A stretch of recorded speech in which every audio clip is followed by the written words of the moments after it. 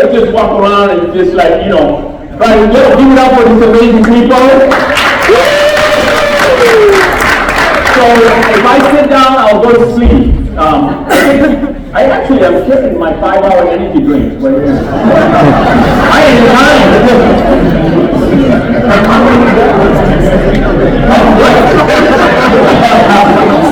Okay, so they're going to use Mike.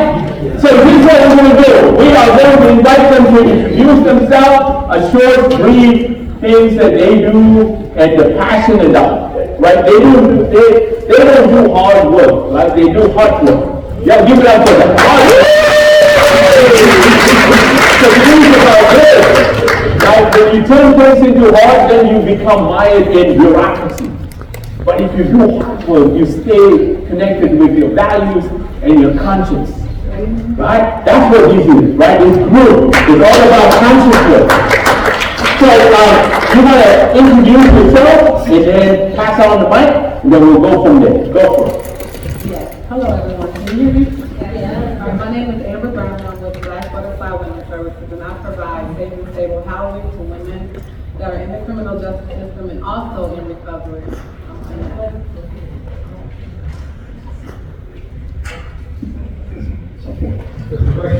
We heard you. Okay, I think that's my elevator pitch. Hey y'all, Brother Shane Price, co-founder of the organization known as the Power of People.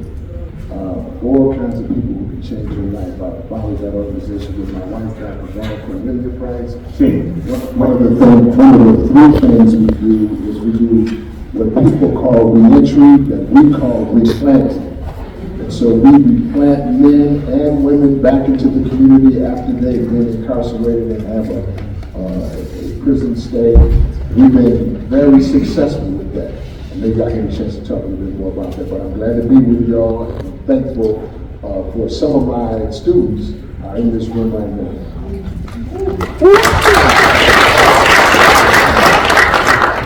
Hello, y'all. Welcome. Closer, Mike. My name is Richard Cruz. I've been Raj. It's a verb now. You Raj. I come from my mother, Georgia. She's Assiniboine and Arapaho, from Canada, Montana, and Wyoming. Assiniboine is the stony people. We make things out of stone, cook on stone, and so that's where I come from. In this world, I'm co-executive director of the Hemser Collective, and it's an organization in California and Oakland where we do restorative justice for peacemaking work. We have reentry homes, and we have a healing space in Santa Cruz Hills for people to come and practice their culture in their healing ways. We're not prescribing anything, it's up to you.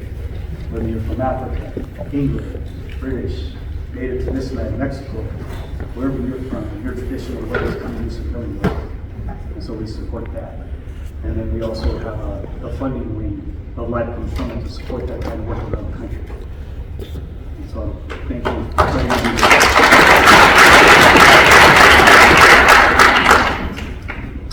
Hello, my name is Tierre Caldwell.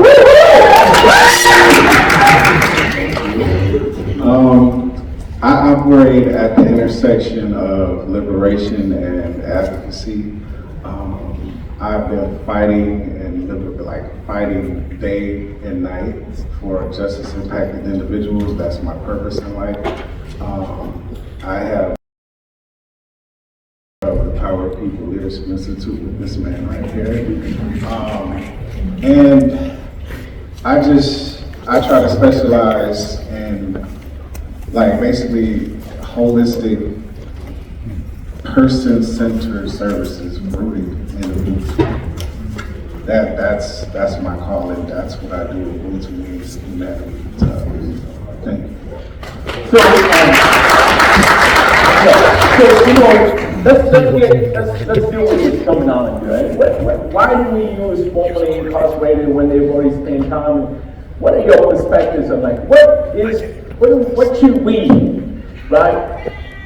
And how should we interact with communities that have been systematically harmed Why are we using convicts and former prisons and felons but come on, take it away. I personally think it's a way to make other people feel better about themselves. Honestly, everybody in here has made mistakes. Everybody in here has broken the law. But it's really not about like what you're called. It's really about what you respond to. And I'm very, very, very funny at the door. You know, they're already kind of feeling like, wow, like I am my crime. A lot of people can't differentiate between who they are versus what they were charged with. Then they get out and then they have to go in front of people who sometimes they're smarter than and get re-traumatized and get judged by something they did years ago. And so what I try to do is just meet people on a human level to try to see the humanity in people versus placing these fake labels on people. So yeah, it's to me, like I said in a nutshell, it's for other people to make themselves feel better about themselves. That sounds like a bunch of liberals, is that right? No. You want to pass it up, Ricky? Your thoughts? So one of my elders taught me this, and it really opened my eyes. His name is Eric. He's from South Dakota. Runs I Am Legacy in South Dakota. And he said this, and it really opened my eyes to these labels that we give each other. And the labels are to dehumanize. It's like, if I could dehumanize you, then I could do anything to you. If I consider you a prisoner, an inmate, if I consider you an Indian, I could do anything to you because you're not human. And so it dehumanizes you. And what he told me is this, is that when the people came to this country and they colonized this country, they started off with lies. They said we were Indian. They thought they found India. We're not Indian. We have a bunch of tribes, a bunch of different cultures here. Then they told all the other people that migrated here, you're white. There's no such thing as white. There's Jewish, there's British, and then you're black. Took away your Ubuntu, your African, and put us in a bunch of labels and a bunch of boxes to where now we can harm each other. Because you're not something, you're just this label. And so that's been going on. And we do this to everybody incarcerated. And so, and other people around, oh, that's just somebody he's like this, or that person's like this, or she's like this. You know, she's a sex worker, you could hurt her. Because that's all she is, she's not a human. You know, he's an ex-con, you could hurt him. So those are what the labels mean to me. And like, how do we abolish that? How do we get rid of that? By building a relationship. If I get to know you, you're not a label anymore. And so that's what my elders taught me. Thank you. That was an excellent response. Let me go in a different way. For 17 straight years, I went into 5 of the 8 Minnesota State Correctional Facilities and did personal development and leadership training. Personal development and leadership training. So first we started with personhood. What does it mean to be a person? And we say that in the training that you have a birthright. Just by virtue of you being born, you possess these things. You are valuable, you are lovable, you are powerful, and you are important. And when you begin to understand that birthright, and when we keep sowing it in like a seed, listen to this. Word is to the atmosphere what seed is to the soil. I'm going to say it again, but I just want you to think about what I said. Word, say word. Say louder than that. You begin to know as well. Word became flesh. Flesh and living on us. I just was checking to see who was out there. Watch this. Word is to the atmosphere what seed is to the soil. Just what Mr. Cruz was talking about. When you get a word placed on you, a label placed on you, you succumb ultimately to that label and become it vicariously, not realizing you've taken on the nature and the behavior of the thing. But when you learn that you have a birthright, just by being born, every person has this. You're valuable. Say I'm valuable. Say I'm lovable. Say I'm powerful. Come on, put it up there. And you don't do that. Yeah, it was a sandwich. It was a sandwich. But when you believe that you're powerful, you know, and important, then you treat yourself that way. And this is the way we cause our students inside the institution to begin to think of themselves as valuable, lovable, powerful, important, not the number, not the kind you grow. And so what we try to do is help men and women get free inside of the institution so that you'll remain free once you come home. I think this is going to be the first time I ever said this, and I'm saying it because Tierre is here, and he always says I lowball what we do, and I'm always staying undercover, but I think we may be one of the most successful replanting organizations in recent Minnesota State history. We have trained over 6,000 individuals who are now all over the world doing amazing things because they learned they were valuable, they were lovable, they were powerful, and they were important.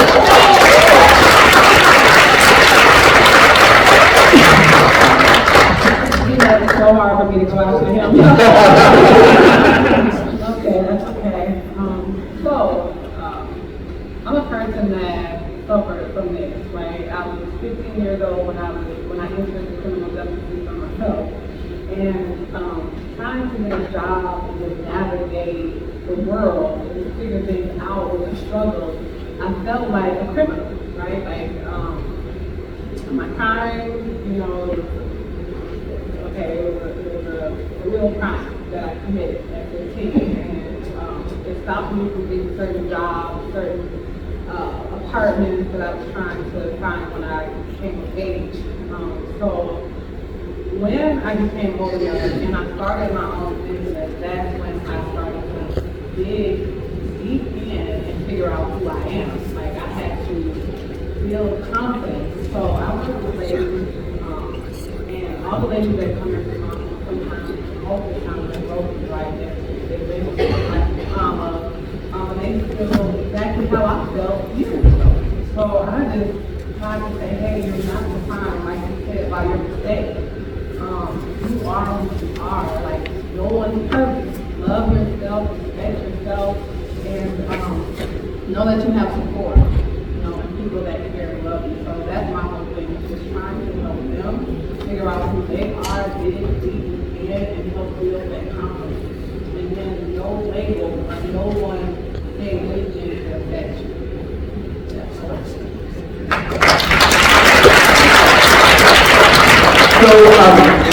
So, a couple of beautiful things that were said. I mean, you talked about this idea of Ubuntu, right? Like the continent of Africa practices this idea of like being able to see your humanity and have you see your humanity in me, so we can come together, right? Because we create in this place all kinds of organizations to help the other person with this integrate our oneness together, right? The idea of that comes out of Australia, where the Aboriginal community often say, right? If you came here to help me, it's too late, bro. But if you come here knowing that your liberation is bound in mine and mine in yours, let's get to work, right? And that's the idea that we can dismantle because we are caught up in that white supremacist ideology, like, I'm going to help you because I have all these privileges.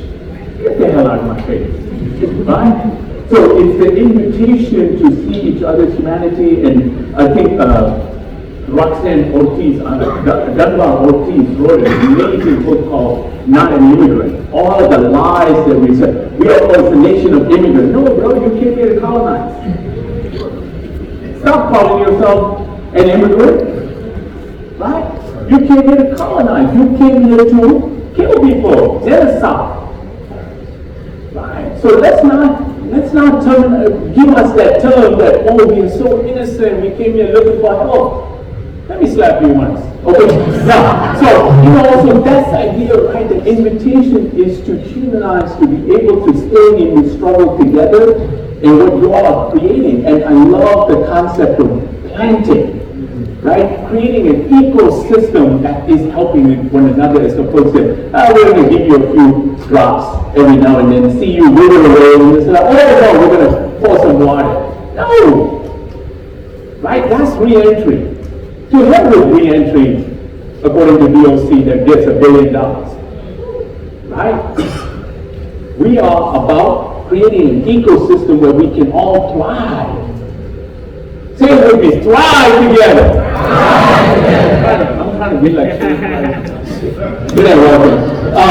And then you, in your own way, invoking your own experience and how dehumanized you are, whether it's in application, in various forms, systems dehumanizes and disenfranchises us. Right? And yet the system's like, hell no, I'm starting my own. Because I love myself. Right? So give it up for these amazing workers. My first question is that, what do people here in this audience need to take away from the work that you are doing, and so that they can continue to do this work in action? It's not just a sound bite. So, That's a great question.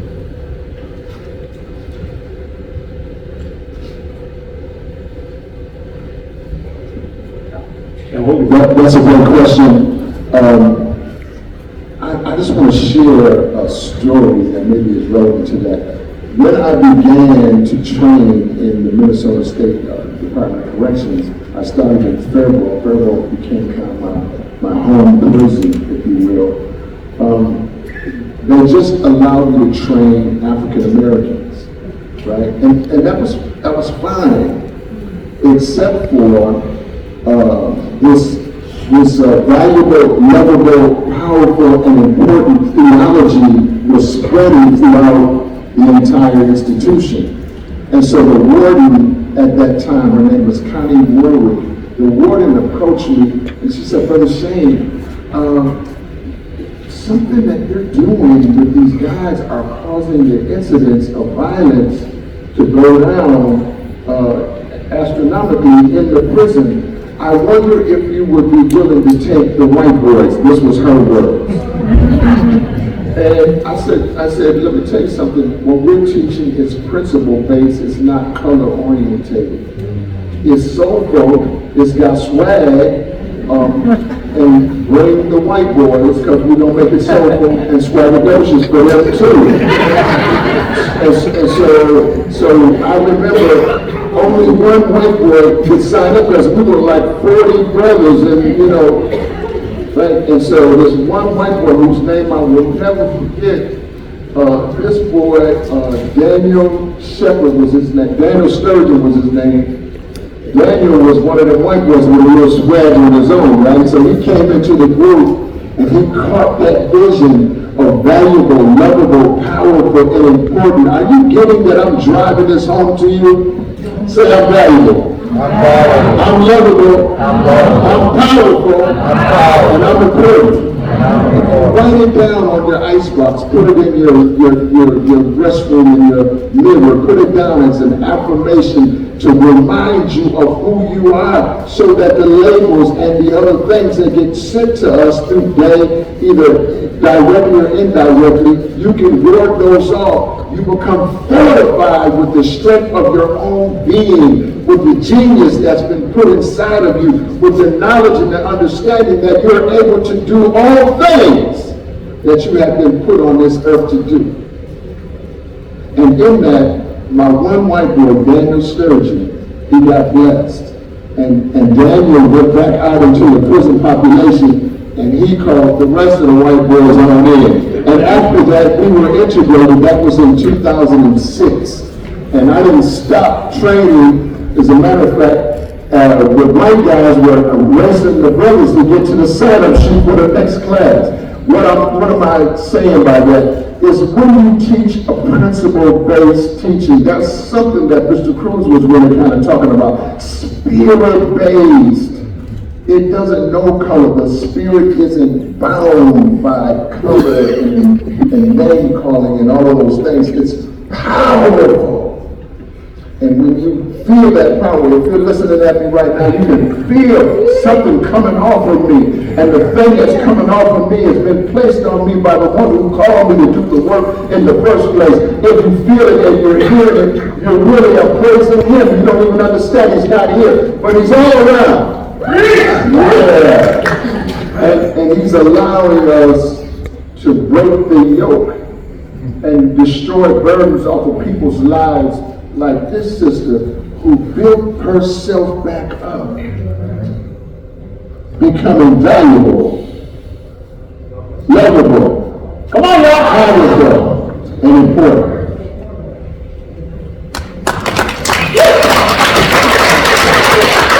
Now you don't have to go Sunday.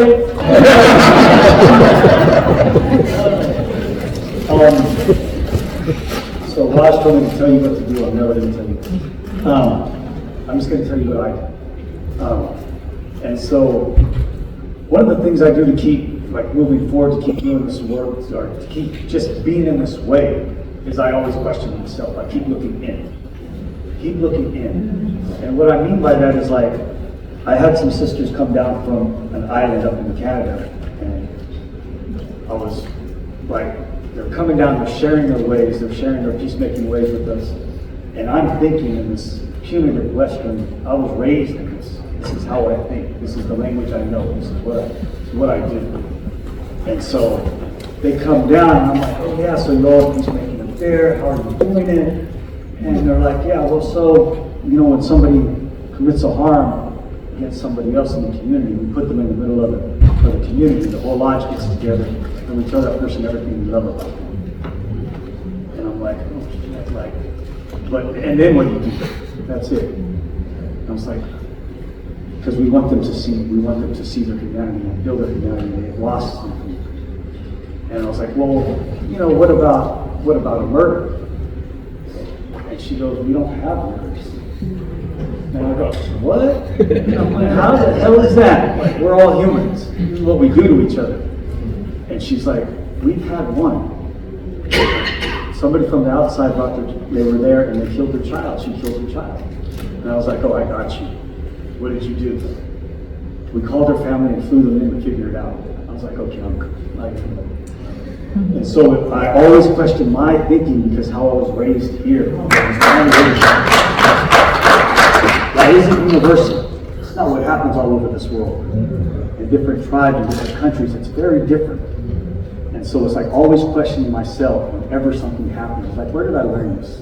Where is this coming from? Is this coming from a place of healing, a place of good? And so it's I keep questioning that in everything I do now.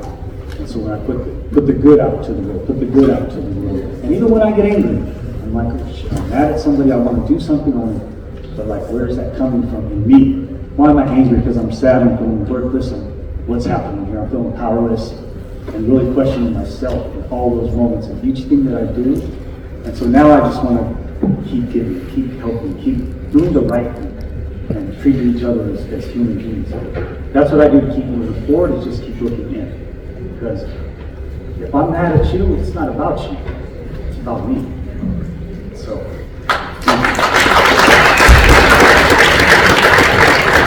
Yeah, what I would say is get involved in community more. Things like this,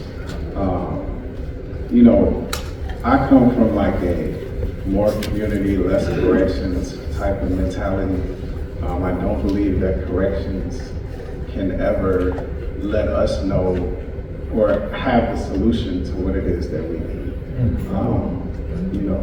And a lot of people that are in this room, you guys are in the correctional field. Engage with us more. You can't really help people if you're scared of them. And let's be honest, some of the people that some of you people serve in here, you're scared of them. And so, but you're scared because you don't engage them. You don't take the time to actually learn what happened to them. Don't judge somebody based on what you read on that paper. Because people are a lot more than what they were charged with. And they're a lot more than what they did 10, 20 years ago. And, you know, and take me, for example. A lot of the times people would never even know I've been to prison. I mean, I'm a minister. I went from a prisoner to a minister. Go figure that. I mean, and so, but again, you would never know this.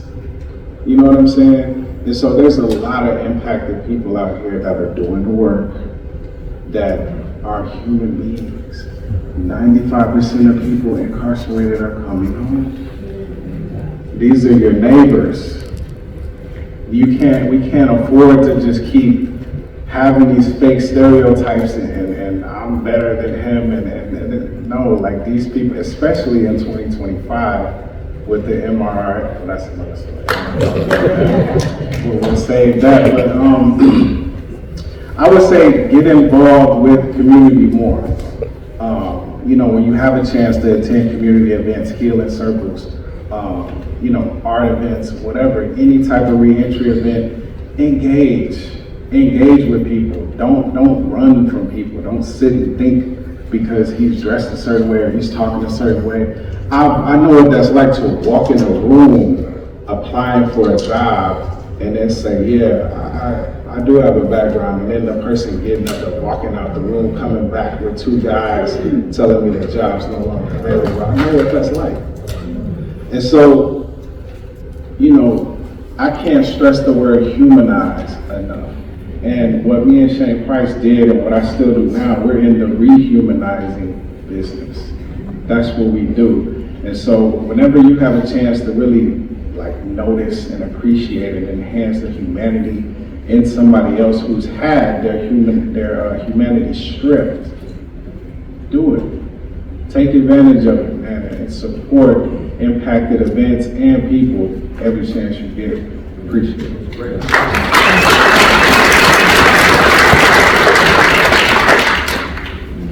So I think Dr. Raj pretty much summed it up in the very beginning. He said it's not hard work, it's hard work. And if you don't have the heart for this, you don't do it. We work with a lot of people that need the love and the support, right? And that's real, not fake. I would just say to just never give up, right? When a person is in recovery, we're in recovery forever. When you're in the criminal justice system, that's forever. Like, I'm a person that has 3 felonies and I got them expunged. But they're not 100% away, right? I still deal with things today after getting my 3 felonies expunged. So just know that you're always going to deal with something whenever you're in the system. So, you know, just stay true to whoever you're working with and just get to know them. It's about building trust, right? If they can trust you and they know who you are, they will come to you with things. They will say, hey, I'm about to relapse. Hey, I'm about to beat her butt. They will be honest with you. But if you judge them and you criticize and you push them away, then they will, like a child, right? Be rebellious. They will do something that you don't want them to do. So just, what I'm trying to say is just be there for them. Be as supportive as possible. And if your heart is really in it, then do it. And if it's not, we'll stop here today. I love the change, right? So I'm sitting here and standing here and thinking about, like, okay, there are people in this room, maybe on this panel, who have been harmed by other people, right? Who's you know, violated, right? Whether in their home, whether in their body. Right? How do we speak to them? What do we say to them? Right? Not them as in the other, but people who have been harmed, right? The in quote unquote victims, right? How do we engage them? How do y'all engage them? What I do is I try to take the time to learn what your trauma is. That's first and foremost. I don't judge people. I don't sit and just assume that you were born a criminal. I don't think that people were just born in prison. Something had to happen. And a lot of the times it happens when we're kids.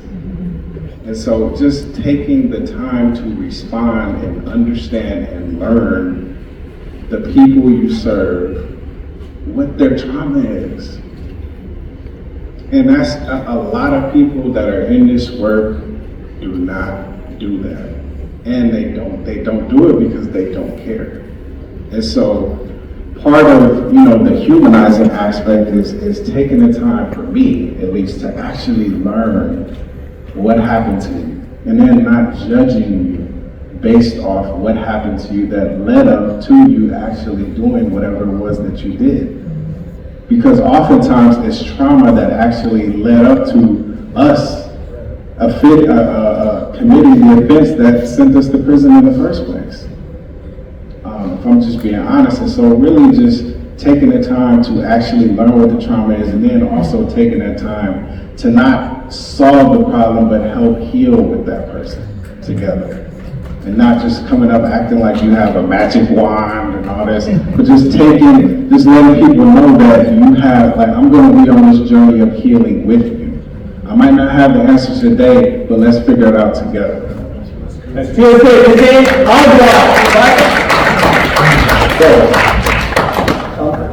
Yeah, thank you. Everything he said, and then I'm going to add some more. So we do these things because we don't have a better name for them, and we have to work within the system. It's called Victim Offender Dialogue in the state of California. And it's just getting the survivor and the person who did the harm together to talk about it. And it's anywhere from financial crimes to murder. And the one thing we've learned doing these is that, like he was saying, we don't have the answers. The survivor does. And it's survivor-led. Like asking that survivor, what is it that happened to you? How are you harmed? And then what do you need? That may be a face-to-face talk. It may be talk therapy. It may be a sweat lodging. We don't know. And so us putting our judgments back and just keep walking with this person while they're going through this healing journey. And the same thing is for the person who did the harm. There's no difference. That person was harmed. The first place I think it was Brown said that when somebody commits a harm, that's not the first time they've experienced it. It happened to them. It's not the first time in their life. They're reacting trauma. And it's just, and I'll give you an example in my life. My mom was taken off the reservation and adopted, relocated to California, was abused sexually, mentally, physically, traumatized the hell out of her. She never got to heal from that. This is generational trauma. She passed it on to me, my brother, and my sister. And we passed it on until we break that cycle. And so really just like asking somebody, what is it, how are you feeling, what do you need, walking with them is what we do. Because we don't have all the answers. And even let them go through every emotion, whether you think it's good or bad. Let them have the emotions, let them go through. We had one person, this man had been abusing her from the age of 8, had been sexually molesting her from the age of 8 to like 15. Then he went to prison. When they met in prison, she went in to see, we were preparing, and she was like, what if I just get the notion to reach over and just slap the shit out of her? And we're like, that's great. What else? Tell us more. And then when you're in the room, we're like, you really can't do that. There's cops right outside. So, and we told him, and he was like, I wouldn't even care if she did slap the shit out of me. And so it's like just talking to them and just getting it out, letting them talk it through, all the emotions, nothing's wrong, and letting them have that space and creating that space. And so that's what I would say. For the person who did the harm, it's like really get into like what you were saying, the trauma. It's like, why did I go out and harm somebody? What was in it for me? What was going on with me? How come I made that decision? And it's like we call it a 200% truth. Like I decided to hurt somebody, and all these circumstances were also set up to put these choices in front of me. I didn't choose poverty. I didn't choose homelessness. This society put me in that situation, and I had to pick out of all these bad choices, I had to pick something. And so there's a 200% responsibility, because our communities are not here for us, and that's what we need to build. Like I look around and I'm kind of mad right now because I don't see any children in this room. we isolate them. Where the hell are they at? Yes, we need more. How are we going to teach them this if they're not here? Where are our elders at? Just everybody needs to be in the room. So, thank you.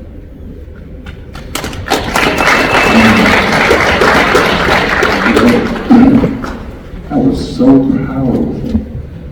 I could just put myself in that circle that he was describing. I'm going to go offline, Dr. Ross, if I can. You talked earlier about how does community actually work? How does it help itself? And this is the first time I talked about this really publicly. But here was Tierre's mother right here. This is raise your hand, sweetheart. Just put your hand up. Give her a hand. Tierre's mother lived across the street from my mother. And I was already in prison, putting work in.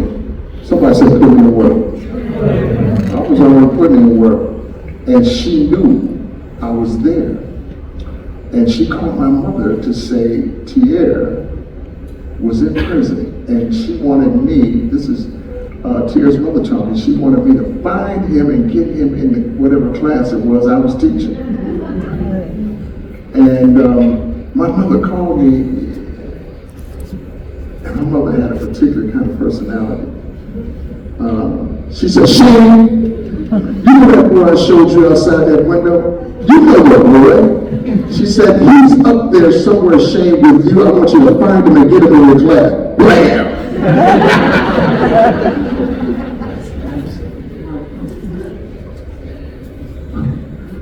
I did get his first and last name out of the deal, and it just so happened, as fate, somebody say fate, as fate would have it, Tierre was in my home prison. So not only was he in the class the next starting day, but he didn't even sign up. He's the only student I ever had that never signed up for the class. We bushwhacked him and put him in the class. Tierre, he's sitting in the class looking at me like, man, how did I get here? Your mama.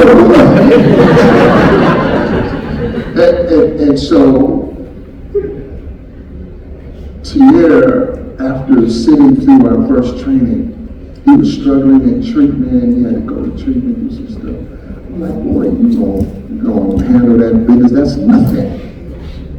This is the business you gotta work on right here, is work on you. And he got to work, man. He put in work on himself.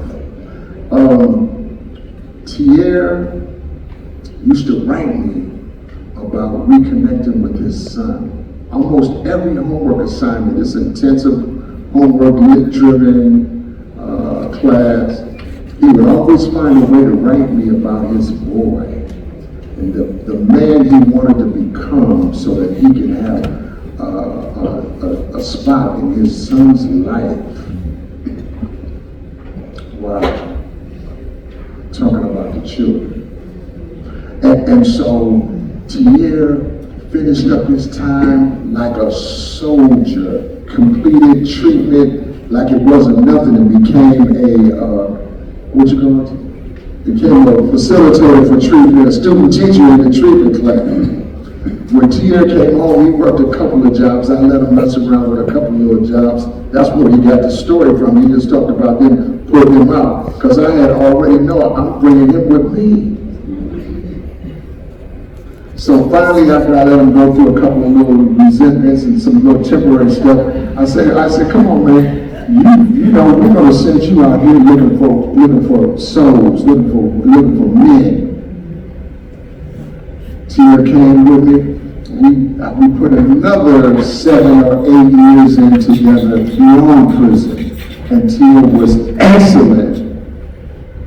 I haven't rehired his position because I haven't been able to bring anybody that close to me yet without getting to know their spirit well enough. Like I did his, the position just remains open temporarily until I can find somebody who can move me spiritually the way this young man did.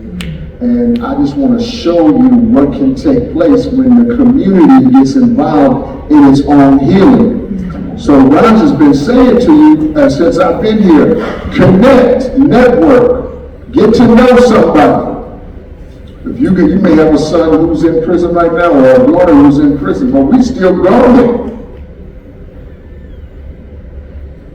Get to know somebody that's right here in this room right now. Don't walk out of here without meeting somebody who can get you connected. I just got through connecting with this sister when I came in this afternoon, and she said, "Oh, your pastor told me to call you a long time ago." She ain't gonna call. She said she emailed me up. But now we're connected, Ross. Now I appreciate that. Now thank you so much that now Amber and I are connected. I know what Amber is trying to do. Maybe I can be helpful because I've been doing it a long time. And I have developed some wisdom, a modicum of understanding about how this work works. I'll stop there. Thank you.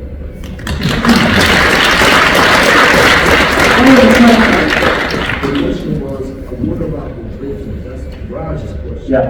How do we deal with some of the victims that our behavior has caused?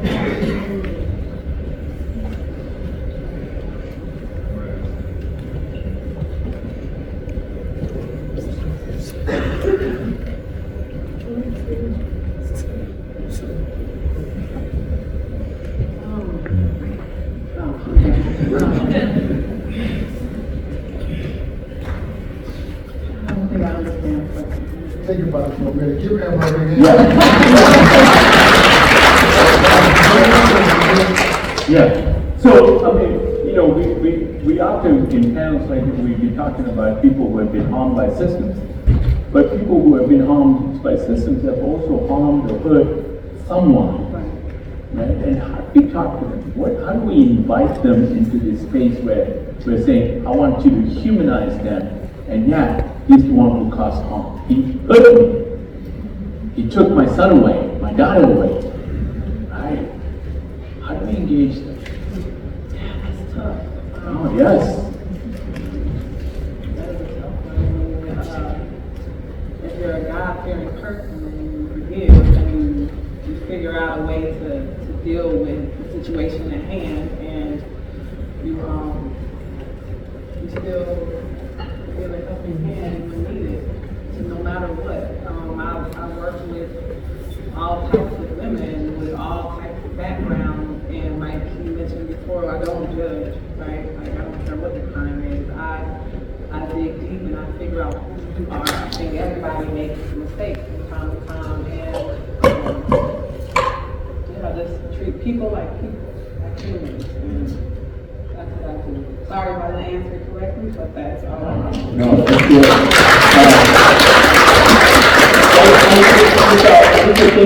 I think Dr. Elizabeth Collins, who's the Dakota sister, who's I think she's back now here in Minnesota doing some amazing work, but talks always asks like, who are the victims? Right? Because we, indigenous communities, have been victimized by the system for 500 plus years. Right? And suddenly, you look at the percentage of people in our prison systems, right, who have a high percentage of indigenous bodies in our prison systems. And so we do not look at them like they have been harmed. We're like, oh no, they're criminals, right? They're drug addicts, alcoholics. We tend to otherwise them when they have been harmed by this system. Regularly. Black bodies have been harmed by the system. Right? So there are so many different ways that when we think about, right, people who have been harmed, we are not as inclusive, not as engaging, because our criminal justice system often say, oh, this is a victim, this is a perpetrator. And suddenly we become two sides of a coin. You're either heads or tails. And the last time I checked, right? Where's my amazing LRC, Legal Rights Center, that is working on, right, ending youth prisons. they're much more than just, right, perpetrators and victims. They're much more of a complex human being, right? Are you all complex? How many of you are just two sides of a coin? Right? You're more than that, right? You're much more than that. We all are. So I appreciate. I'm going to ask the audience. Come on, y'all, share some questions. Please don't comment like 10 minutes, right? I don't want to hear 10-minute comments. I need your questions, please. Oh, do we have another mic?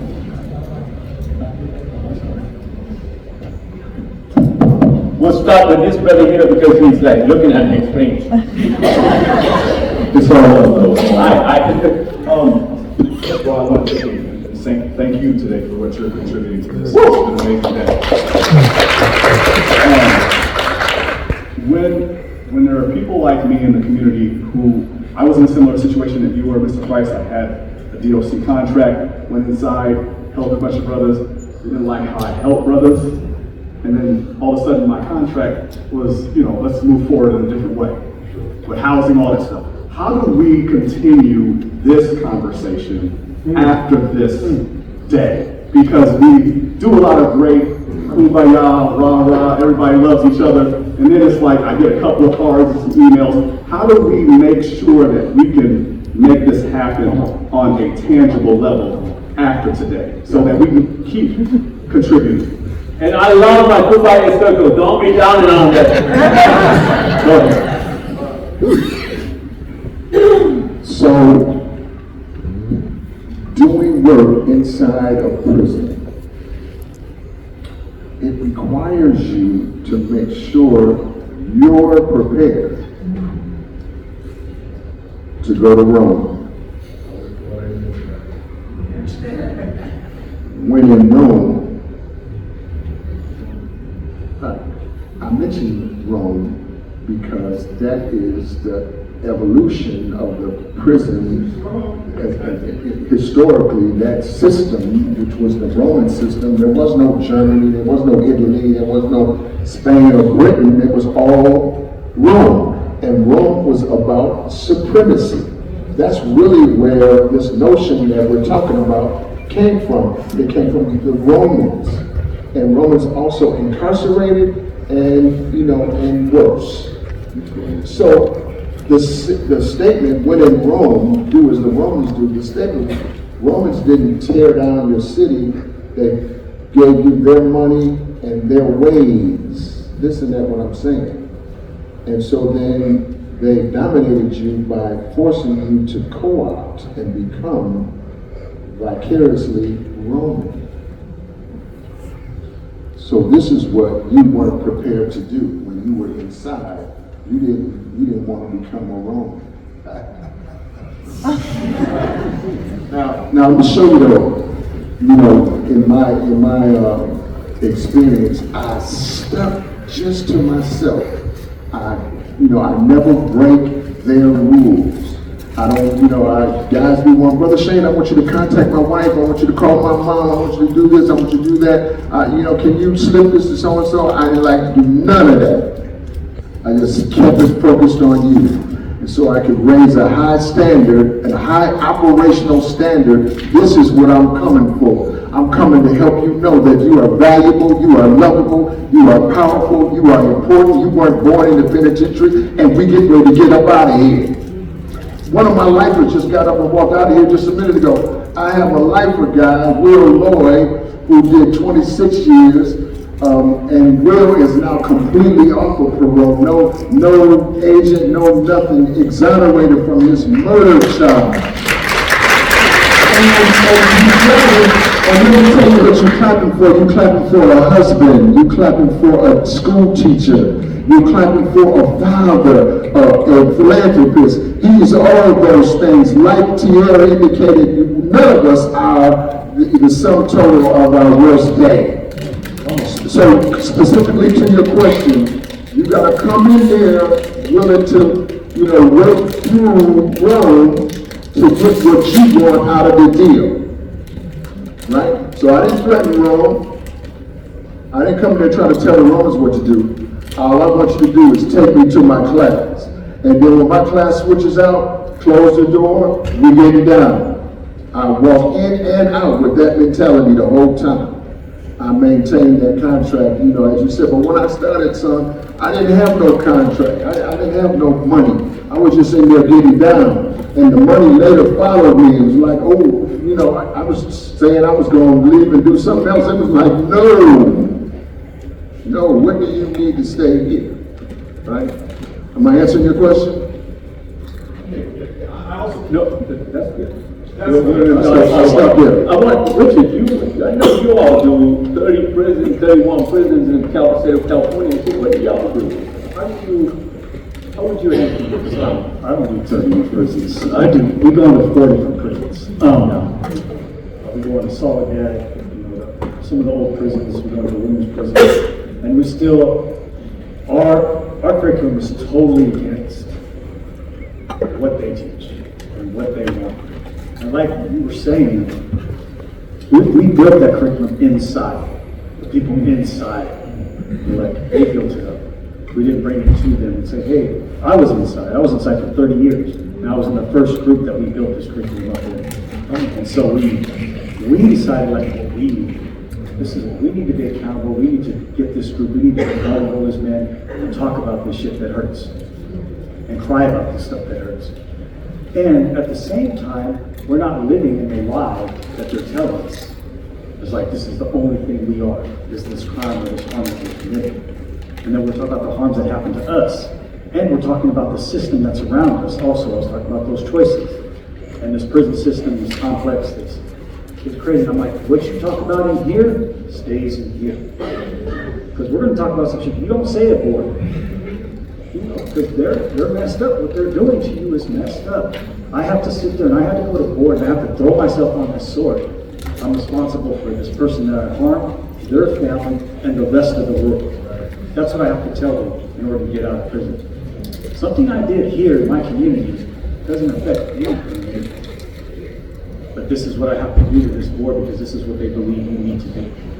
But I'm not going to share it. I'm going to share it with people I trust. And as far as the money goes, the money followed, like he was saying. But all money's not good money.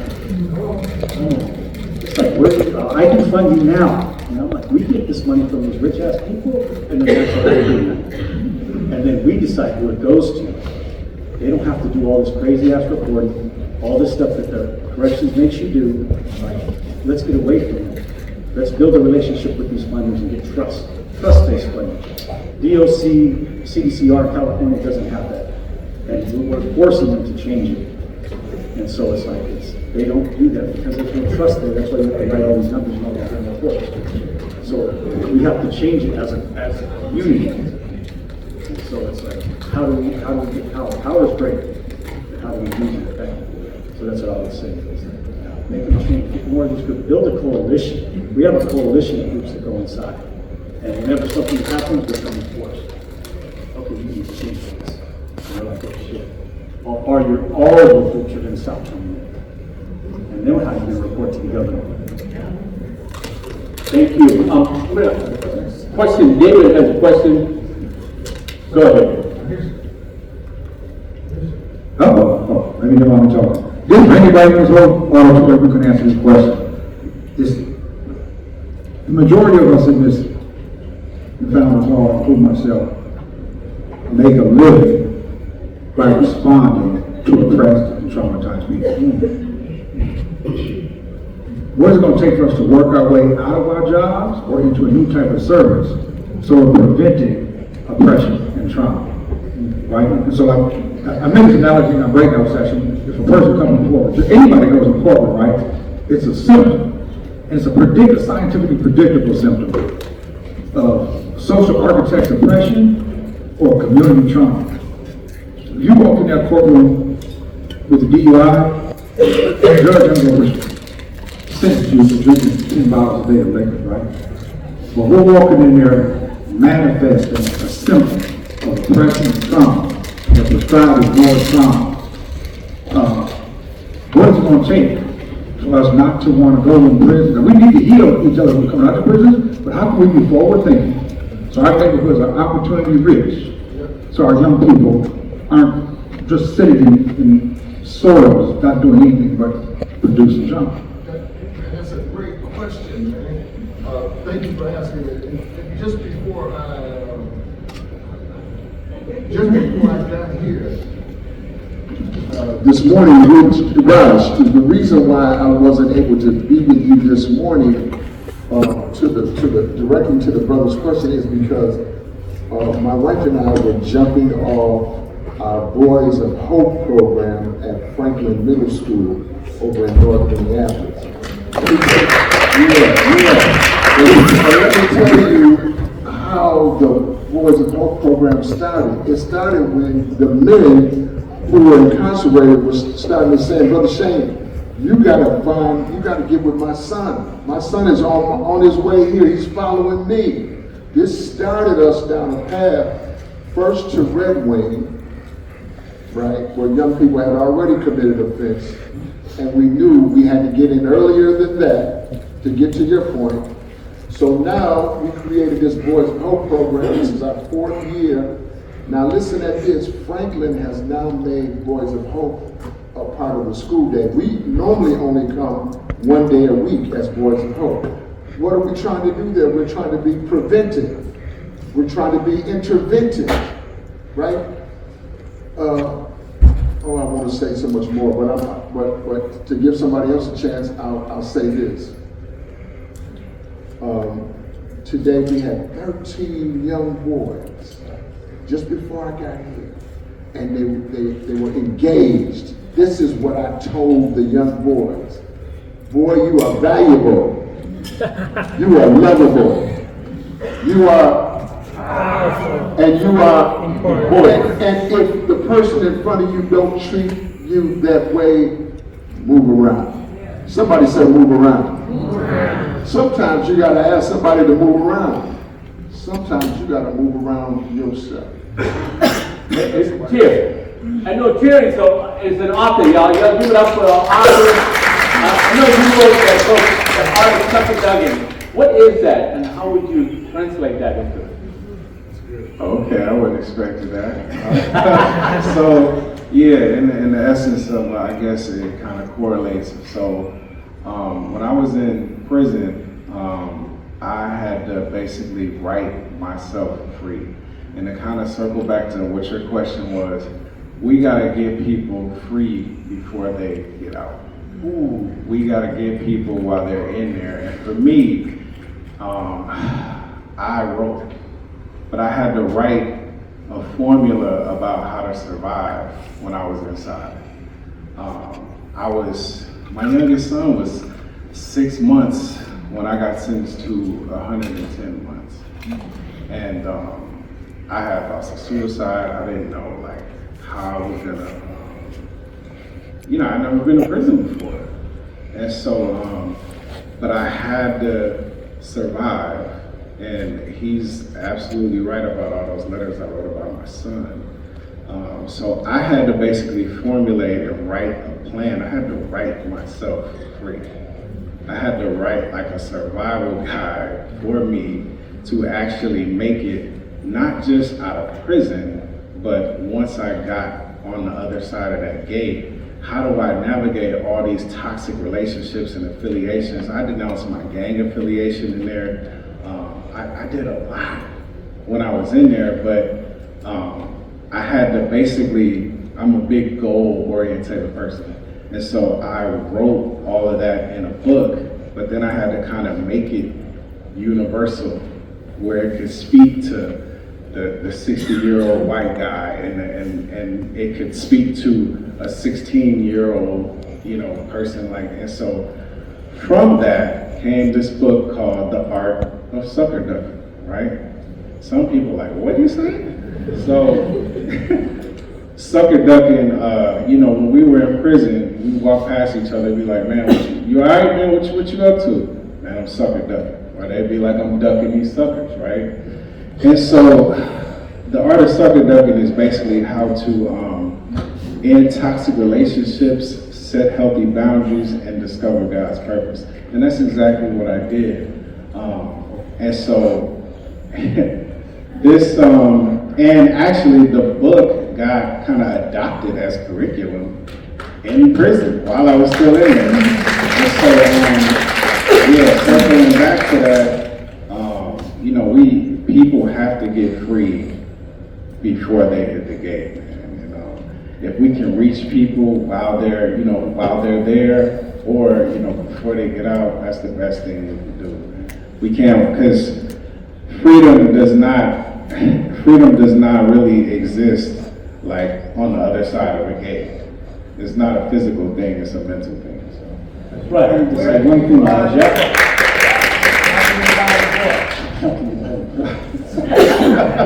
The book's on Amazon and all platforms. I wanted to hit on your question specifically, and this is something I learned from Auntie Lynette and Manu, who are in Hawaii and teaching their native ways called Onokomo. And what they taught us is that we have all these systems, like putting you in jail and giving you these self-help groups and doing all these systems. Like we're outsourcing. Auntie Lynette taught us, if we have a healer in every home, we wouldn't have a prison. Like, how do you get a healer in every home? We teach the children. Our children at home, in our community that we live in, whenever they have a problem, they come to me, they come to my partner, they come to the other elders. I need a circle. We have a circle in the house. So, a healer in every home will prevent all of this. And that's what I learned.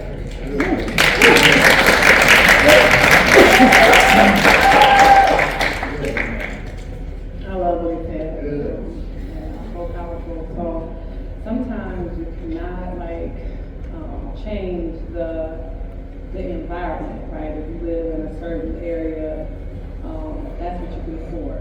And as a parent, we try to do our best to raise our kids. So I guess my advice, because I was 15 when I got in trouble, right? And I feel like that was a product of my environment. I followed, and I had negative influences that I looked up to, right? It's like, so, my mom was a single mother, and she struggled with me.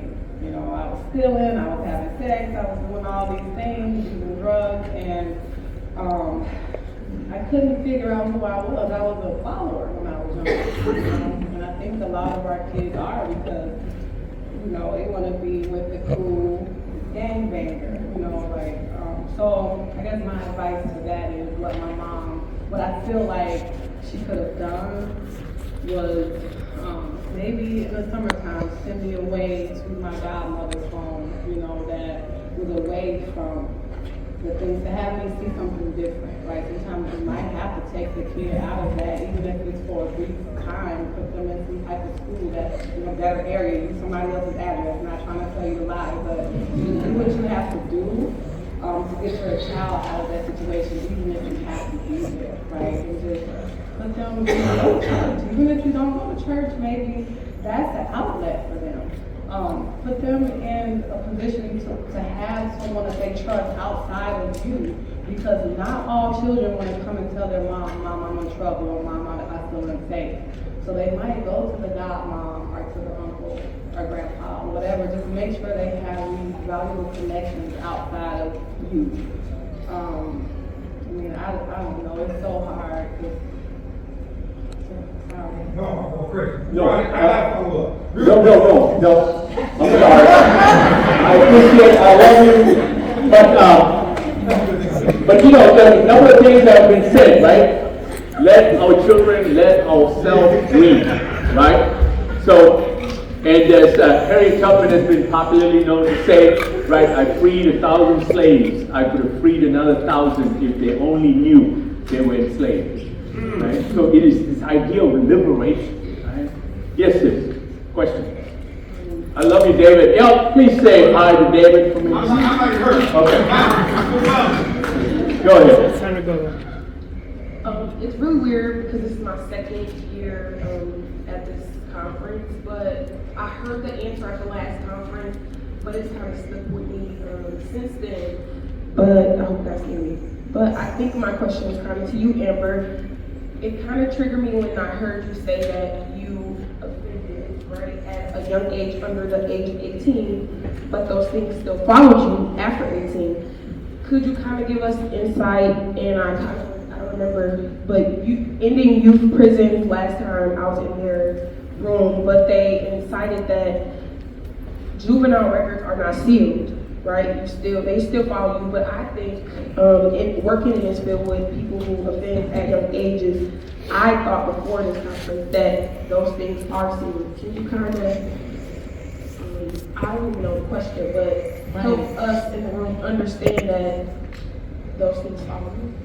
Right, okay. So at 15, I ended up getting 3 assault felonies. I think first degree, second degree assault, and deadly weapon on school property. I think like 2 of those were supposed to drop off when I became an adult. No, before I became an adult, and then something was gonna stay because I was an adult. And that all happened. But Department of Human Services, when I went to go get my felonies expunged, the DHS said no. We do not want her around vulnerable adults. Let's put a red flag by her name. No matter what she do, she can never work under our umbrella or whatever. So right now, today, even with my expungements, I'm 37 years old. I could not, have gainful employment under DHS's umbrella. So that's what I mean. Like, if my mom, she's disabled, right? She want me to be her PCA worker. I could never do that. And I really have a caring heart, so I like taking care of people. That's what I would choose to do if I could, but I could not. So, and that's what I mean. Like, I don't think anything is ever sealed. There's still jobs that can still access it if they really want to. People can dig deep. So there's, I want to take away from it opening so many doors for me after it getting expunged. So it's still worth going through the process, but just know that it follows you forever and it sucks. Now, if anybody in here know how to do a pardon or set aside, that's the next thing I want to try to work on because I do want to feel free, right? But just FYI to the question and relevant to DHS, I can't tell you how many men we have had over the years who ran up against DHS. DOC was willing for them to do whatever they was trying to do, but DHS was another story. And I understand the Romanism of DHS. So, there is an appeal process at DHS. Then you have to get your ducks in a row for your appeal, and DHS have to hear your appeal. Now, I'm going to share with you, we probably have been 85% successful with every appeal we've ever done to DHS because we have folks who have put in the work. So if you have put in the work and you can lay out a dossier, a documented version of who you are now, that presentation does work at the DHS level. Have you appealed? Yes, that's. Go. And so just put more time in on what you're doing and document what you're doing, because that documentation then creates a favorable hearing at reconsideration. We have done it. So I apologize to all of you because we are past time. Right, so I want to ask the panelists to give like a one. Then we are going to go to our breakout session. Y'all ready for your breakout session? Come on, y'all, get excited. Okay, 1 minute. Come on. I apologize. Oh, hey. Oh, my sister, ask you a question. Nina, Is this still on? Yes, it is, Nina. My question is in respects to masculinity. I think in recent years, masculinity has been demonized, and not even in recent years, but many, many years. But there's also this term nowadays that talks about toxic masculinity, which continues to take away the masculinity within our communities and within our families, which I think is a result of where our communities are today. And so I think, Dr. Price, I think that you do a lot of this work, but I just want to hear more specific recommendations on how do we uplift our families and how do we uplift our women and children to continue to honor our men and honor our masculinity in the way that we need them, because we need the masculinity to continue to lead us out of where we are and to get back to that root. And so if you can say any words in honor of that. That's a good question. And I would just say, I'm the father of 10. My first 4 children, they had the old me. And it's been a struggle. I had my first daughter when I was 16 and mom was 17. And so that teenage pregnancy is an issue for us. And you know, I lack the kind of masculinity you just described. I lacked that. I wasn't prepared or able to provide it, David, and that consequently that created some of the issues my older 4 children have. Even they have it right now. Now my younger 6 children, they're good. They college graduated, you know, they're working, they're doing their thing. My 15-year-old, that's my youngest, she's in a college preparatory school, she's moving forward. Why? Because the masculinity you described, I now display. It doesn't have anything to do with whipping or beating or anything like that, but it does have everything to do, Brother David, with holding people accountable. I hold myself accountable to not just my own biological children, but to my sons who I have been given charge over in some way. I have to maintain, Mr. Cruz, I have to maintain a level of operational dignity. I'm committed to it. So that operational dignity is working for us, and it's going to be working for these young boys over at Franklin Middle School I just got through talking to you about. But thank you for the question.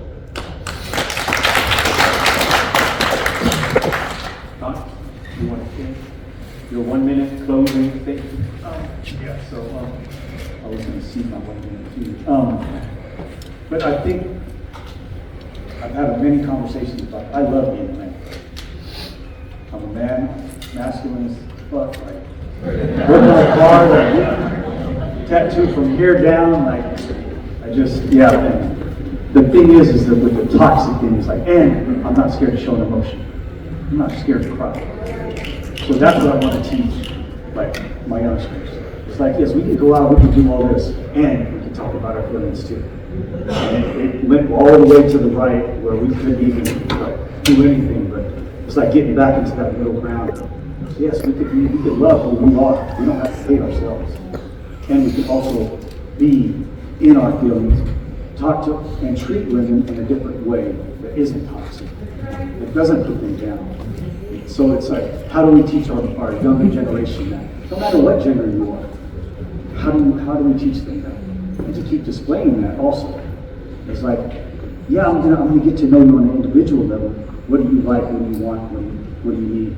And 2 is just being able to share myself with you and letting you share yourself with me and not trying to tell you what to do and just listen to you. And so it's like unlearning all the shit that we've learned. And so it's like, I mean, I took all these classes in prison about how to be chivalrous and found out like, oh shit, this woman doesn't want it, that one does. Oh shit, okay. Let's quit labeling and generalizing everybody. So that's what I learned about it. I just want to share that. Just thank you all for staying. And I'm here. I am because we are.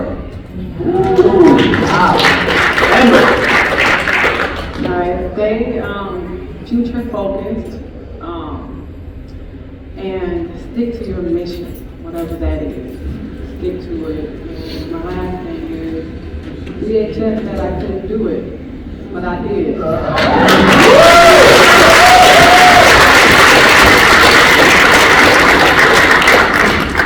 are the help that we have been waiting for.